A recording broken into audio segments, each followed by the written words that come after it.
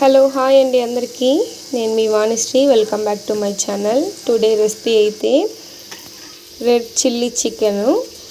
ఇది ఒక్కసారి తిన్నారంటే నార్మల్ చికెన్ కంటే ఈ చికెన్ని ఎక్కువ ఇష్టపడతారనమాట. సో ప్రాసెస్లోకి అయితే వెళ్ళిపోదాము. ఒక బౌల్ తీసుకొని మీ ఘాటుకు తగ్గట్టు ఎండుమిర్చి వేసుకోండి. నేనైతే ఒక 10 వరకు వేసుకున్నాను. మీకు టైం ఉంటే ఆ సీడ్స్ కూడా తీసేసి ఇంకా మరిన్ని వేసుకోవచ్చు, కలర్ఫుల్గా కనిపిస్తుంది.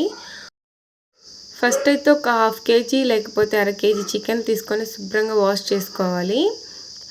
అది పక్కన పెట్టుకున్న తర్వాత ఒక బాండీ తీసుకొని గ్యాస్ ఆన్ చేసుకొని ఆ బాండీలో ఆయిల్ అయితే పోసుకోవాలి.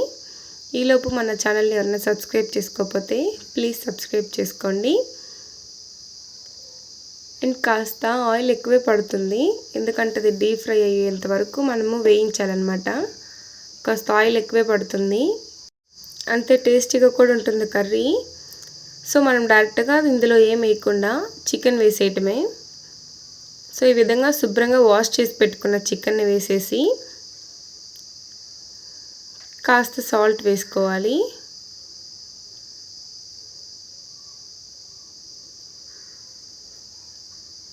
సో ఈ కర్రీ అయితే చాలా అంటే చాలా టేస్టీగా ఉంటుంది. మీరు ఒకసారి ట్రై చేయండి. సో ఈ విధంగా సాల్ట్ వేసుకున్న తర్వాత అట్ల కాడతో మాత్రమే కలబెట్టండి, ఎందుకంటే చికెన్ అనేది చిదరకుండా ముక్కలు ముక్కలుగా వస్తుందన్నమాట. సో ఏదంటే అది యూస్ చేస్తారంటే చికెన్ అనేది చిదిరిపోతూ ఉంటుంది. మీరు ఎప్పుడు చికెన్ రెసిపీస్ చేస్తున్నా అట్ల కాడ యూస్ చేసుకోండి, ఎందుకంటే చిదిరిపోకుండా నీట్గా వస్తుంది. సో ఈ విధంగా అట్ల కాడతో కలదిప్పుకుంటూ ఉండాలి.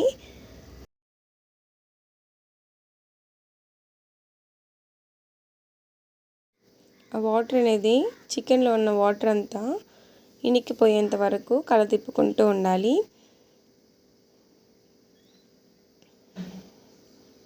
సో తర్వాత అయితే ఈలోపు మనము ఎండుమిర్చి నానబెట్టున్నాం కదా, ఆ నానిన ఎండుమిర్చిని తీసుకొని మనం మిక్సీ జారీలో వేసుకొని ఫైన్ పేస్ట్గా, మీ వల్ల ఎంత మెత్తటి పేస్ట్ చేయవలసిందో అంత మెత్తగా పేస్ట్ చేసుకోవాలి. ఈలోపు మనం ముక్కల్ని ఒకసారి కలిదిప్పుకోండి. ఈ కర్రీ అంటే నిజంగా చాలా టేస్టీగా ఉంటుంది. మిస్ చేశారా ఛాన్స్ వదిలినట్టే. మీరైతే ఒక్కసారి ట్రై చేసి చూడండి. చాలా టేస్టీగా కుదురుతుంది ఈ కర్రీ. చపాతీలో కానీ అండ్ సంగట్లో కానీ చాలా టేస్టీగా ఉంటుంది. సో ఈ విధంగా ఈ వాటర్ అంతా ఇంకిపోయిన తర్వాత మనకి ఆయిల్ అనేది సపరేట్ అయిపోతుంది కదా. ఈ స్టేజ్లో ఉన్నప్పుడు మనం ఆల్రెడీ మిక్సీ పట్టి పెట్టుకున్న ఎండుమిర్చి పేస్ట్ని దీంట్లో వేసేయటమే. సో ఈ విధంగా అయితే మెత్తగా ఫైన్ పేస్ట్ లాగా మిక్సీ పట్టి పెట్టుకోవాలి. పేస్ట్ని 50% ఉడికిన ముక్కల్లో డైరెక్ట్గా వేసేయటమే. సో ఈ విధంగా అయితే కలిపేసుకోవాలన్నమాట. సో ఇప్పుడు కూడా దాంట్లో ఉన్న ఆయిల్ అంతా ఇంకిపోయి పూర్తిగా ఆయిల్ అనేది సపరేట్ అయిపోతుంది. సో ఆ స్టేజ్లో ఉన్న తర్వాత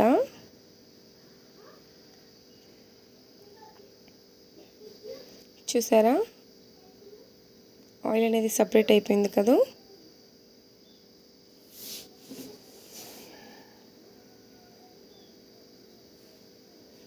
ఈ విధంగా వన్స్ కలబెట్టుకొని అడుగు మాడకుండా చేసుకోండి. అడుగు కానీ మాడిందంటే మనం దగ్గలేక అల్లాడిపోవాలి. ఈ స్టేజ్లో ఉన్న తర్వాత ఒక మీడియం సైజ్ టమాటా తీసుకొని అవి చిన్న చిన్న ముక్కలుగా కట్ చేసి ఈ చికెన్లో వేసేయాలి.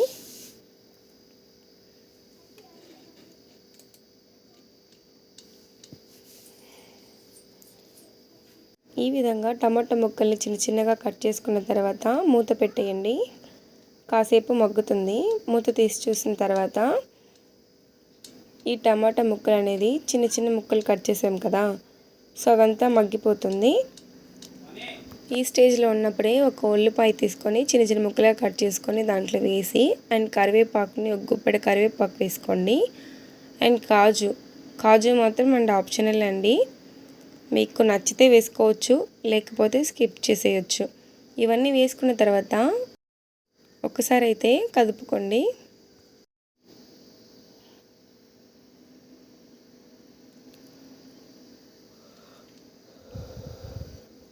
ఫైనల్గా ధనియాల పౌడర్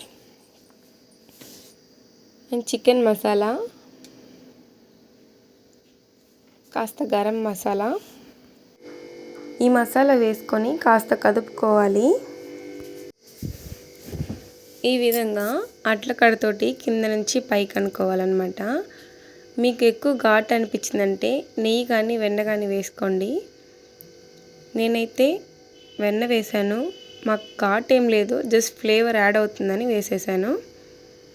నెయ్యి వేసుకోండి, ఇంకా టేస్టీగా ఉంటుంది, ఘాటు అనేది కూడా తగ్గుతుంది. సో ఇవన్నీ వేసుకున్న తర్వాత వన్స్ కలిపెట్టారంటే ఈ స్టేజ్లో వచ్చేస్తుంది కదా. ఇంకా సేపు మగ్గనిచ్చామనుకోండి, మన రెడ్ చిల్లీ చికెన్ రెడీ అయిపోతుంది.